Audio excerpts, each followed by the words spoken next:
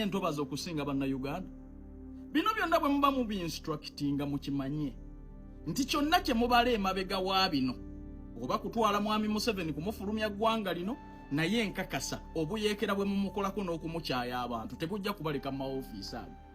Omanyiza nasoma ku bika by'obuyeekera buyinza okuba bwavaayo mu nsiko kati nga Pulezidenti Museveni mukyaya kyonna kye muyitamu okusuula gavumenti ye okumukyaya abaamuwagira n'abaamulonda nkakasa bukakasa bwe kinaaba kimaze okumujja mu State House Entebbe nambwe temujja kulisigalamu eggwanga lino.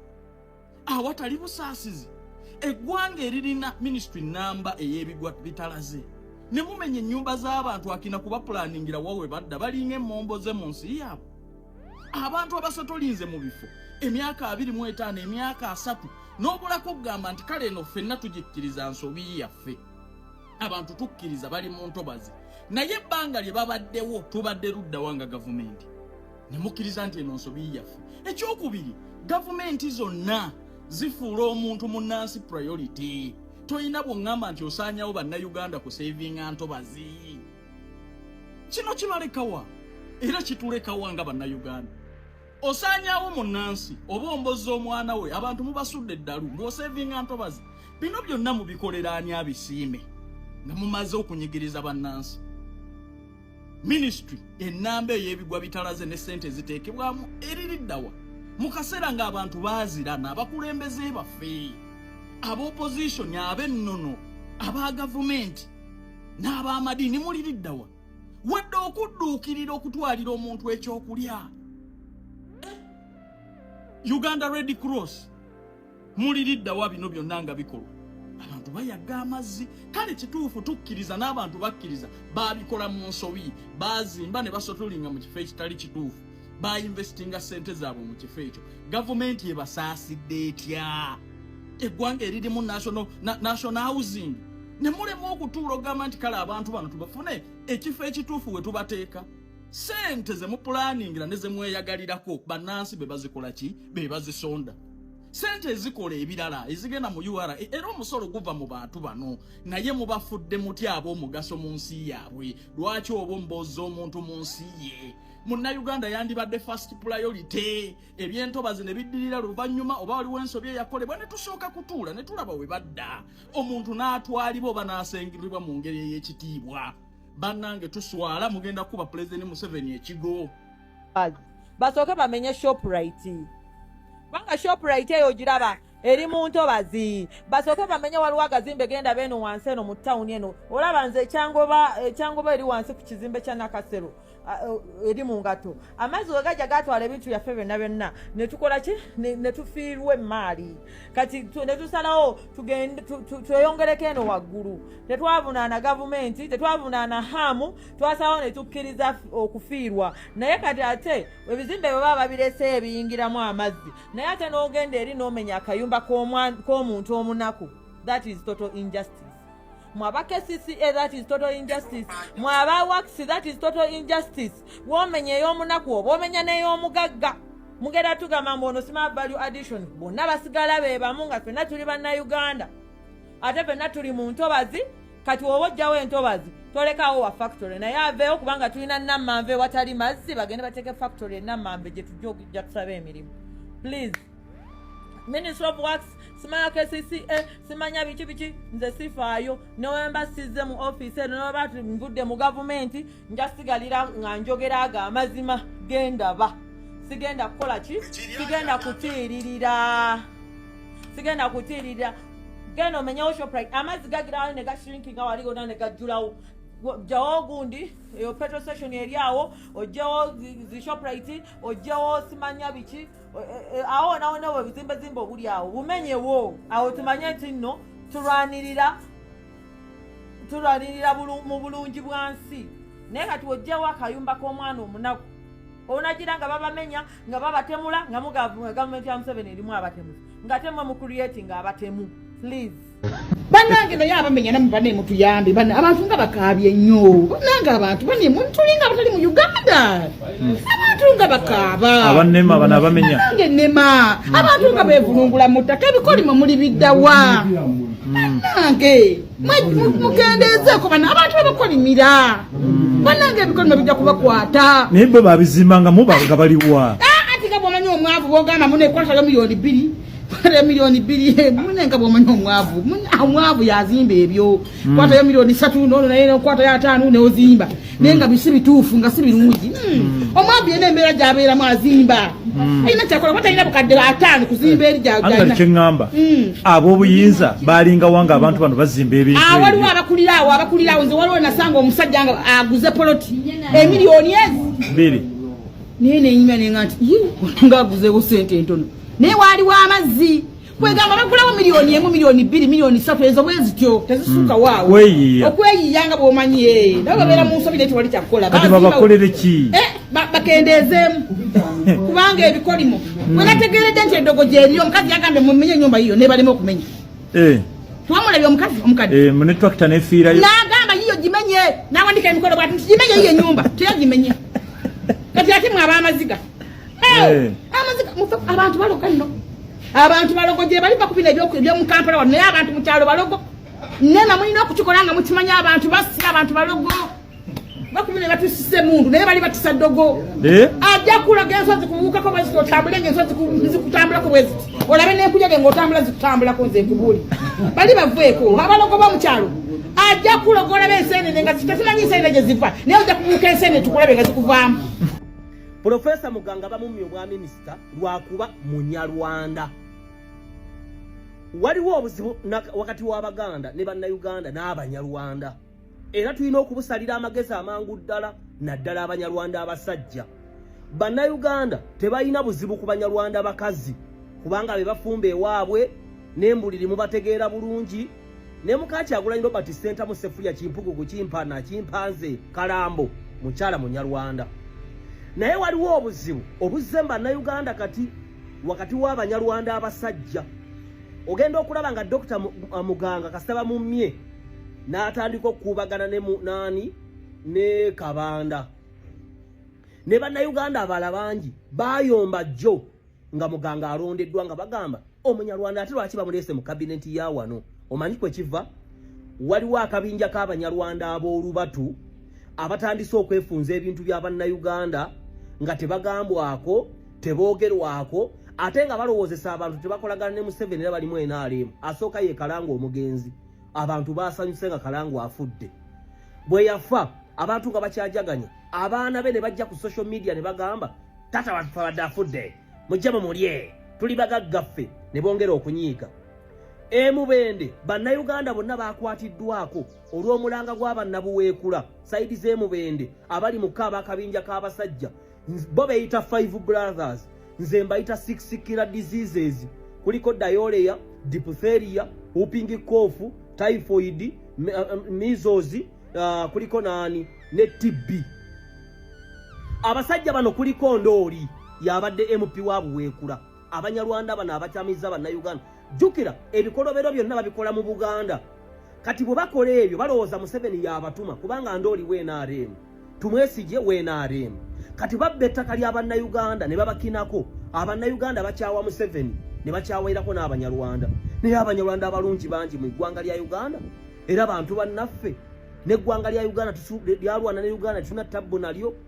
Naye tugume Kalasi Mbogo yayita komanda. Simanyi oba yagala kutandikawo kibiina ky'abayeekera nti baagala kuyeekera Museveni nga bayise mu kukyayisa gavumenti simanyi. Naye kuliko Mbogo, kuliko Alex, kuliko Kalasi, kuliko Tugume, kuliko Ndooli, kuliko Tumwesije. Abo teboogerwako.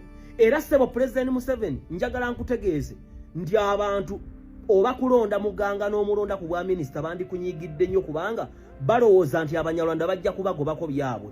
Naye nga kabinja k'Abanyarwanda abatono okuli Kalango yafudde n'akabinja akalala k'aba 5 brothers eggwanga lya Colombia, eggwanga lya Ecuador, Brazil gatawaanye nnyo ne baakateero abeesalako ekitundu ne banywa enjaga ne bagitunda n'okukola ebikolobero nga tewali abagamba. Mu gavumenti ya Museveni kankulabule gwe Ndooli, kankulabule gwe Tugume, kankulabule gwe yeyita komanda Mbogo. Omuntu ayitibwa komanda aba ayina emmundu tosobola kuleeta buyeekera mu gavumenti ya Museveni n'otakubwa. Ekyo kankikugambe gwe Tugume wonna wooli temujja kuleeta tujja bazingako emisana tubanyweze muvundire ruzira. Museveni yalwanira emirembe n'ekitundu kye mwagala okubbamu ettaka kya Buganda ate mulimu kutusosola. Fere nagwe tugoba Buganda wano yasooka okusenza Abannarwanda naye mukyayisizza Abanyarwanda abantu bonna kati mulimu kuwalampa ddira ne mubangizi kubanga ye mwana si wa ku kyalo yajjanga omupakasi n'agula ettaka lye n'akola mpolampola n'abeesimbako n'abawangula kati mulima empindi ku mabega. Ensonga ezoogerwako abantu b'ekirenga bazimanyi bulungi waliwo ettaka baliyita Oberland. Abantu mwenna abeebuweekula tuyimukiremu okulwanyisa ekibbattaka nga kikulemberwa Ndooli tumwesige kikulembera abasajja ba Kalasi ne Komanda Mbogo. Komanda Mbogo weetegeke amagosi tugenda gajjamu. Obubaka bwange bugendwa Hajati Madina bibuuza. Mama Madina, with due respect, tukwebaza olw'obuyimba bwe wayimba bibuuza amasannyalaze gabuuza walaga wa mukwano ndabye nze oluggi n'enkoko bibuuza. Mu abantu bakafuna smartphone abakava mu byalo you can google. She had that song nakati nti bw'olukuba luvuga. That's the truth. Kati Hajati Madina bibuuza ndabyeko video y'okusabula TV nga olinga asaba obuyambi olinga amanyira abalina obbukuwa olinga aduula obuduuzi olinga akomandinga olagira obwana bwo obuwazaala ne bufuna ssente ngomaze obulabirira obulabiridde buganya okukomawo okukulabirira. Bw'obanga mu bayimbi bano mulimu gw'obanja tukubanjizeeko waliko wa Bebekulu obanja Bebekulu tutandika omugamba please Rasta Hajati Madina yeetaaga eddagala waliko ew'omugenzi Yiga may his soul rest in peace naye nga Yiga yabateekamu ssente eziwerera ddala. Yiga oyo I don't think nti yewaba omubanja simanyi naye kati engeri gye yavaawo tetulina wakubanja mpozi mutabani we gwe tunaagamba oyinayo oko Madina ayagala oggula eddagala. But besides that eriyo abategesi b'ebivulu oyina omutegesi w'ekivulu gw'obanja tutandika obbagamba kuba kusinziira engeri gy'obadde oyogeramu nga tosaba wabula okomandinga era nze temusobola kunnyamba kati temuleetanga obukeesi. Ani akugambye mutulire doleeta keesi? Ye entitlement gye nayogeddeko gwani akusuubiza nti tugenda kuleeta ne keesi tugenda kuleetera keesi ng'ofudde? Who told you that someone is there ready waiting for you to die agule keesi? Tosala bigambo. Naye bw'obanga olina obwetaavu okusaba okutuufu kuba n'abantu tekuli muzaddewo tekuli gwe wateresa ssente. Kola tunes bano si be bazirina company zirina kola tune ezakola partnership ozimanyi bw'oba tozimanyi ask otandika okuzibanja. Mulekerawo okuteeka olugezigezi n'olusiddiiki ku bantu abali mu art industry. Art industry is like any other normal business banange, like any other normal business. Nga bono yingira obusubuzi bono yingira obutunzi kati singa omutunzi w'ekyalaani omwafuna ebizibu se bave yayimirire ku batunzi abalala yeebuuza kwani ng'ayingira endongo oba ekyalaani. You're a woman, calm yourself down. Twabagambye nammwe mubeererengawo abantu before we start calling people to come and help you in your era when you were on top, when you had that heat. How many people did you help in the art industry? Because mwebali ababadde babonabona atiyo nga goli waggulu nga tebo bali wansi. Did you help someone? Then tutandikire kwabo tubagambe mu cheerleading eno campaign y'okuyamba Madina. Naye omuntu agenda kulwa ne wabayambira oyimiridde mu kamera feeling entitlement ate sigo wayimba oluyimba lw'eggwanga mukwano oba munyambe oba temunyamba ze temuletanga obukeesi bwamwe nga nfudde. Gwani yagaye mutujja nakujja okuziika ng'ofudde. Hajati Madina goloza mbu omufu agenda kuba wanjawulo. Abo bolaba mu art abamu baziika bakitaabwe ne bannyaabwe balaba dda abafu ba VIP n'abafu abalamu abali nnomo. So omufu oyo alibeera mu bali nnomo. Banno we babadde nga bafiirwa babadde nga balwala.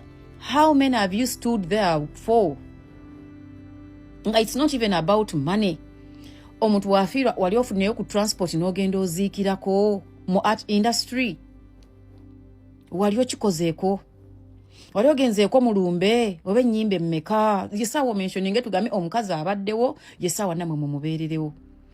naye ssebo gositame ku basajja n'abakazi abalina abaana baabwe eka balina neno industry akiroga ali ku mapeera waggulu alabanga abaterera naddamu n'anyweza ensaasi ze like the way you are commanding ng'oboogeza nzala munjani munyamba mama temumpadde ssente bweziti olimba kakkana ogambe bannange nange nali muyimbi oba ndi muyimbi wadde siina hiiti omukulu bebekulu taata nayimbirako ewuwo beera omunaku ayina empisa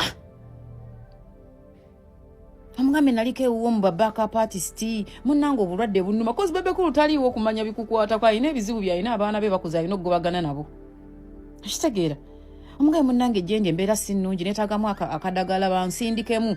These people will come out and help. Naye gwe bw'oyimirira mu nju yo n'okomandinga nze munyambe temujja okuziika era tebajja kujja ate bwe batajja kuziika nga bwe batandika baamusosola naye nga wagoba bagoba okitegeera tewali kuba n'abayimbi yakukolimira oba yakusindikira bulwadde bukuluma tewali ate era muba n'abayimbi boolaba mwandibanga mulimu abalina agalwadde agazito n'okusinga obubulwa kuba teboogera kati gwolowooza because you fell sick the entire world has to pause. Tekisoboka ate bw'oba weetaaga obuyambi tebukyaliko wa kibiina kya bufuzi buli muyimbi aba alina okukuyamba naye oba kutte oba approachinze otya gw'olinganga maama eyazaala obwana bwo obukomandinga mu butuufu si kya bwenkanya si kya buliyo gwe wayimba bibuuza if I take you back to those days ng'omwana onobakwata obukwasi mu ngalo regimu yammwe eyo nabbi omukazi bla bla bla si ya regimu mwatambuliranga mu motoka eriko mbizaayo simanya waliko ne ku nnyonyi nga pasita abatadde mu nnyonyi bayiwa ssente was it Kalere obwayizi walimu did you help anyone mu art industry mwe munalowooza nti munafunanga ebizibu mugenda kubitikkanga bannange nedda tekigenda kusoboka ate ne media oba internet kati eraba nti bantu mwe muyitirizza. When a fan gets a problem, a few of artists bavaayo okujoininga. When a fan is in need, when an artist is in need, tuyita buli mwe abawagizi mujje mutuyambe era ne bajja. Kati tukooye. You either ask politely, nice and with respect, oba sirika beera mu nnyumba yo Mungu waana akujjululanga bw'ogambye Mungu waali kujjululira buli babuyinza bwe nakusalawo okwe. Toteeka mugugu ku muntu mulala yenna. Gwe sebo buyambi obukomandinga ng'eyabuteresa. Obukomandinga ng'eyabuteresa. Wavooti wa Bebe Cool. Wafuna omugaati ewaayiga. Wavooti ewaayiga. Akitegeera. Kitegeeza nti bw'owali okyesinga obulamu bwalimuko kaddiiru k'akasente wano n'ofuna kasinga ku kawali n'ogenda ogatte kawali. Did you help anyone? Besides monetary terms, have you been there for people ogundi alwadde ne tukulabako mu kawoshi tukola kawoshi wano tukozenga zi kawoshi. Have you ever done a charity ne tugiraba nti yiino kakati mmwe ddala mwagala bwe tuwogerako mutuyita ababi nga gw'oyimiridde okomandinga okufa obufi era nze munyambe era mutanyamba temujja kuziika. None of these artists akola mu funeral home oba mu funeral service, so it's not a mandate that I must bring a coffin for you. No. Ate mu busiraamu n'essanda tebagisonda kati gwe tewali eraliikirire nakweraliikirire gwe beera ku woran bw'oba tosabye buyambi bulungi bantu bano kulaba ngeri gye bakuyambamu nti akadagala kabulako ssente mmeka kubanga era nabo balina obwetaavu bwabwe tebagenda kuwa buli kimu. Kitegeera. Which job are you doing right now, honey? Which job are you doing so that we can advertise it? Abantu bajje bawagira omuyimbi wabwe gwe balabanga ku kivulu bamanye nti ayinawo ka restaurant, ayinawo kamudaala, ayinawo boutique y'engoye, ayinawo edduuka, so that bakuwagira. Ogira obeerawo nga weebeezawo mu long term. Dani okulowooza nti nno bano abayimbi be balina okukubeererawo. Ate ng'obayitanga ayita akaana kato wano wenna aliisa omwana wange asembayo. Eyo entitlement eyo. Ebalowooza nti bwemufuna ekizibu buli muyimbi ayina okudduka agw'eddalu. Tekigenda kusoboka.